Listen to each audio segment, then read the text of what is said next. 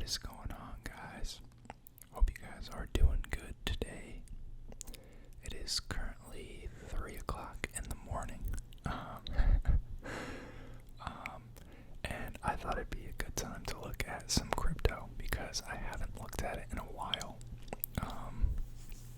As I mentioned in my last video, I've been pretty busy lately. So I haven't even looked at the stock market a crazy amount. I mean, obviously more than crypto, because I have some skin in the game, but I do like to, remain informed. Every once in a while I'll see an interesting article or something about crypto. I still find the technology extremely fascinating. Seems very risky to me, and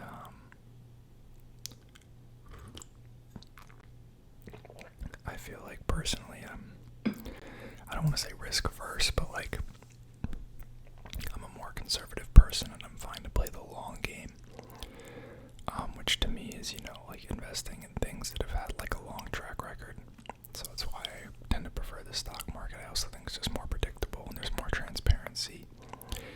And as a very logic-oriented person, I'm going to school for engineering. I'm very analytical. I like being able to see the value of something and why it's why the case for why it could grow, I guess. I view cryptocurrency more, I guess, just my opinion, but as a currency, I guess, more than an investment vehicle. Even though it could definitely be, I see the case for it, don't get me wrong. But yeah, typical disclaimer before I get started, none of this is financial, legal, or tax advice. I'm not an advisor in any of those categories, so, do your own research, consult a professional, take everything I say with a grain of salt, because this is just my 2 cents for entertainment purposes. But Bitcoin's hovering around 30K right now, which is honestly not bad. I'm surprised low-key at how flat it's been kind of the past month. With what we've seen in the stock market, obviously it still died back in, April, beginning of May. But 30K is still a pretty solid level. I mean, I'm obviously probably a little biased because I still remember it back here. This is when I was actually kind of really into crypto. I still remember it back here in this, 6 to 9K band for a really long time. So 30K to me is still, that's insane. But obviously for people who are more recent in the space or who just, believe in it more strongly, it seems kind of annoying that it's come down more than 50% since its peak. When to them, there's only going to be increasing adoption, which I guess is fair, but someone made a tweet.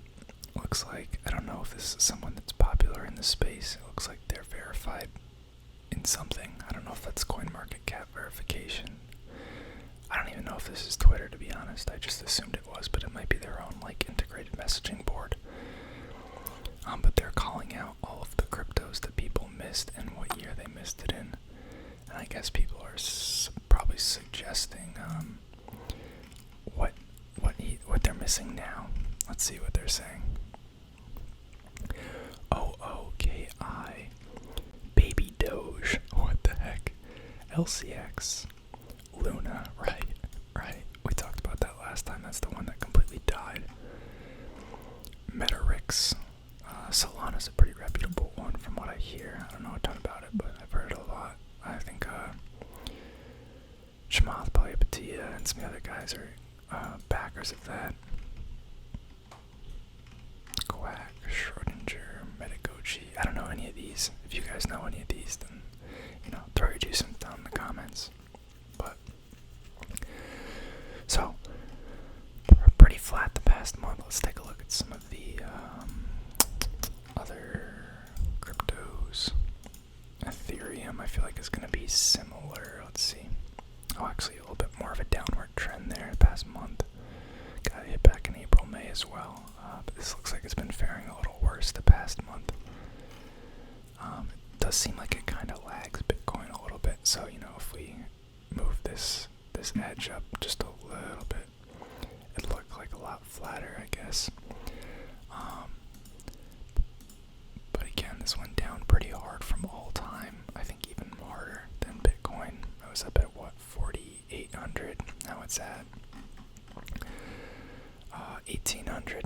Yeah, that's pretty rough. It's what, in the 60% for the drop. Again, I'm trying to remember. I'm trying to do the mental math. It's a little late for that.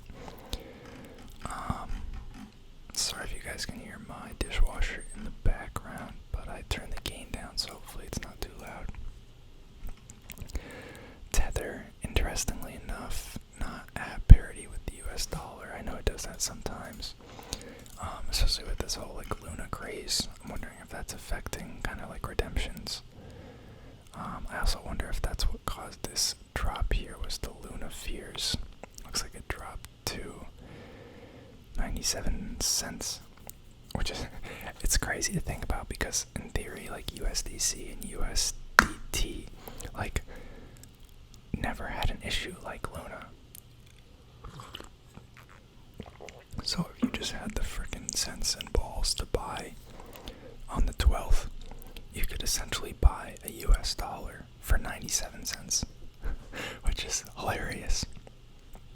Just free money at that point. And then obviously it rebounded most of the way and then trended back towards, you know, pretty much $1. But we're not quite back at it yet. If we look back further, it was always pretty much, you know, about $1. Now it's kind of trading at a discount, which is interesting. But USDC is actually at $1. I'm actually curious why, what do you call it? Tether doesn't buy back. I haven't thought through this logic, so maybe there's a hole in this. It's just what comes to mind off the top of my head. Wouldn't it make sense for Tether to buy back USDT off the open market? Because they could capture that value gap. Unless that's just like against what they do. Or if it's, maybe it's too much volume for them to actually, you know, affect a real move. I don't know. But that comes to mind when I think of it. Because they could essentially buy one of the US dollars out of their kind of reserves for 99.9 cents and get that 0.01 cent spread across like the 40 billion Tether that are in circulation. Maybe they just don't have the funds to do that. I don't know how much like liquidity they have that's not locked up in customer deposits. I actually don't even know how Tether makes money. Is it transaction fees from when people do the exchanges? Let me look it up. How does Tether make money? Although I guess they get interest on the dollars that they have in deposits. So maybe that was a dumb thing for me to say. It's basically just a bank at that point. Yeah, like lending and fees. Okay, yeah, that was dumb of me. I should have known that. BNB. It's still crazy to me that this is like blown up, because when I used to use Binance like many years ago, I swear this was at like $30 maybe. Probably even less actually. Wow. Yeah, wow, it was actually way cheaper than that even. Maybe this is this period I'm thinking of here, but it was even down in the $10 range. That's actually crazy. And now it's $291, because this is essentially like what Binance uses. You can pay your trading fees with, and you get like a discount, right? Is there any other use case for this, or is it just that?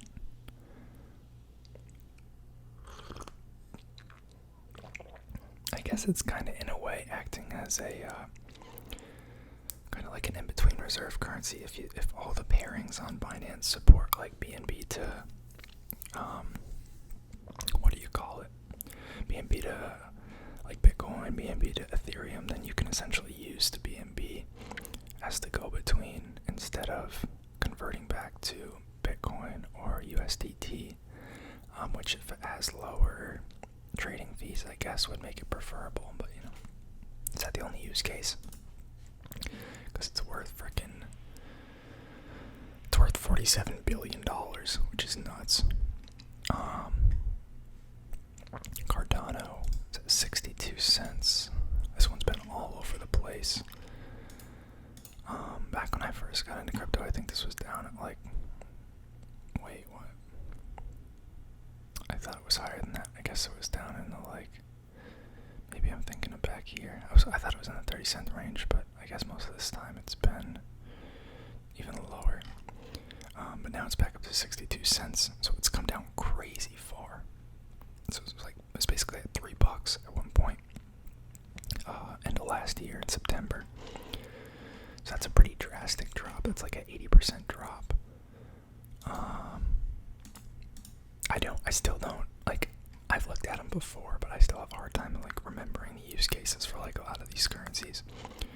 I know XRP has, like, a big role in, like, cross-border money transfer, and they're one of the more centralized ones, but I thought they were higher than 40 cents. I wonder what's been pulling them down, because I thought they were supposed to be like a stabler currency, not like a stable coin, but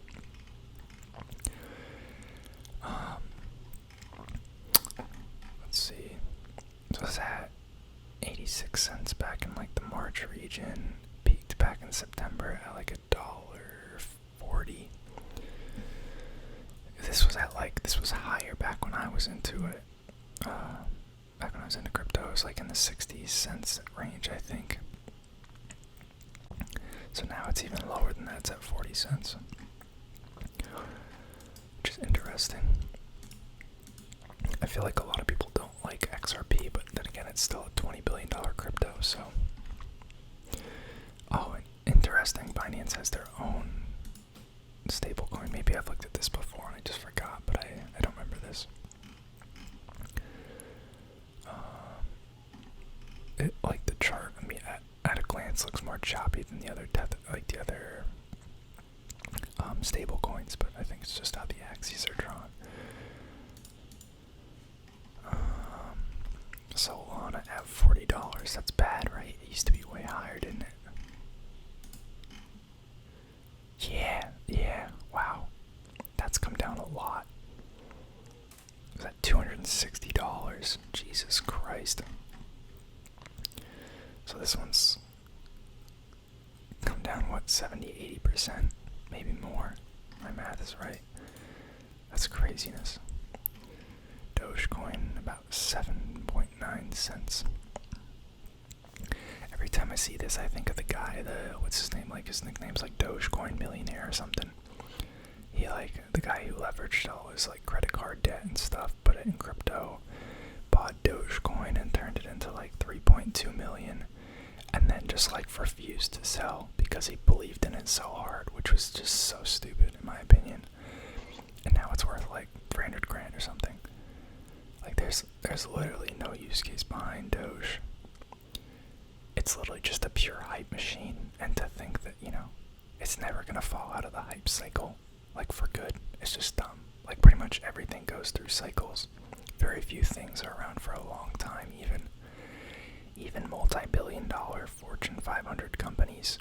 Like the average lifespan of an S&P company is not that long for like how much money they actually generate, and that's like a whole business. So to think that like a Dogecoin would be relevant for that long, I don't know. Average lifespan of S&P company, 21 years. Not that long in the scheme of things. Like if you look at the top companies from like 50 years ago, at the time, you know, everyone thought they were gonna be, you know, the pinnacles of the new world, and like now if you look at the list, like maybe like a couple of them are still relevant today. Sorry for the rant. We got Polkadot, and I don't know too much about them. I don't know what this was at. Let's see.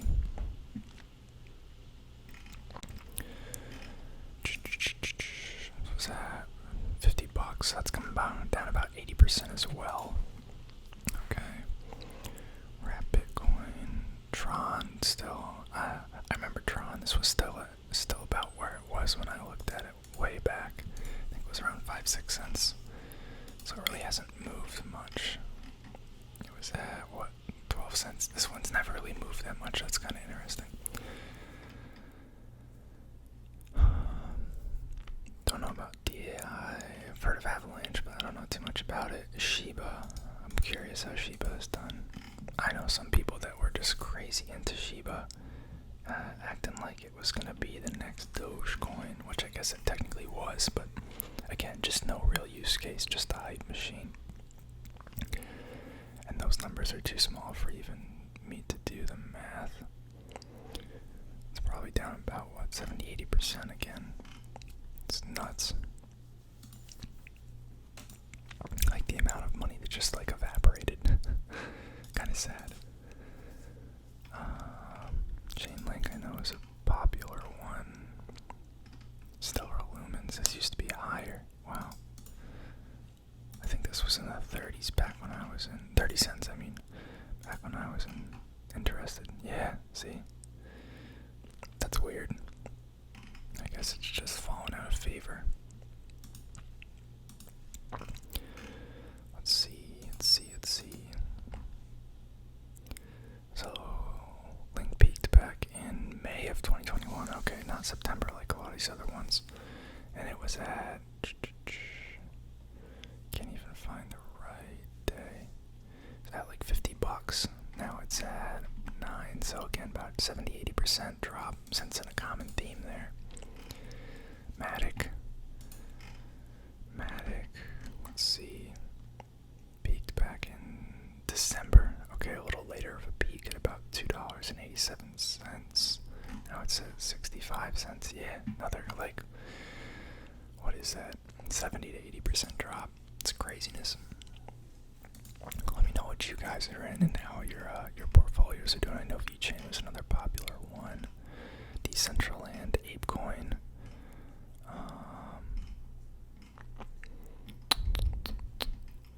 Helium. They have those special miners. I remember that. I remember this one. This one used to be way more back in the day. I want to say it was 30 at one point, and then it dropped to like $7 or $8. Okay, maybe in the high 20s. Yeah, and then it dropped down to like $7-8. Yeah, I remember this. Damn, my memory's good. I had a couple interesting news stories here. I see Bloomberg Terminal has, up the cryptos it covers. If you guys aren't familiar with Bloomberg Terminals, they're a pretty expensive like subscription platform that a lot of finance companies use. They offer a lot of cool tools and news and headlines and other stuff. So it's cool to see that they're increasing the kind of the tool set that they give to institutional clients. And now they're including, it sounds like they already included 10 cryptos, such as BTC, Ethereum, and XRP. This expansion adds another 40 coins to the mix, including like Solana. And allows them to place trades. Interesting. So they're also fostering crypto trades. Interesting.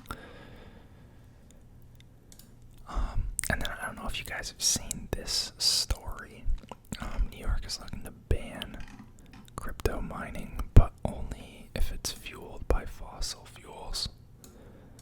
I don't know exactly how they'd regulate that, or if it only applies to, it sounds like there's some fossil fuel burning plants that have been specifically purchased and then kind of like retrofitted to do Bitcoin mining. Are those the only things that would be banned?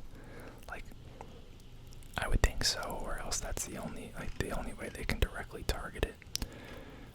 Be a 2-year ban on new cryptocurrency mining permits, specifically at fossil fuel burning plants. So if you have a huge warehouse and you're purchasing electricity from a plant that makes power through fossil fuel burning, are you then banned also, like by proxy? How does that work? I don't know what's involved to get these mining permits. Like, do you only need that if you own the fossil fuel plant and you're using it directly, or does the permit that's required to do like the industrial scale mining, no matter where you are. That'd be interesting. But probably not a good thing for crypto overall. Although I don't know how much New York contributes to the mining, anyways. But hopefully you guys enjoyed the vid.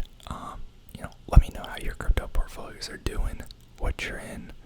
I know there's been a lot of contraction, a lot of people are hurting, but I'd be interested to hear about what you guys have been, what you guys think of this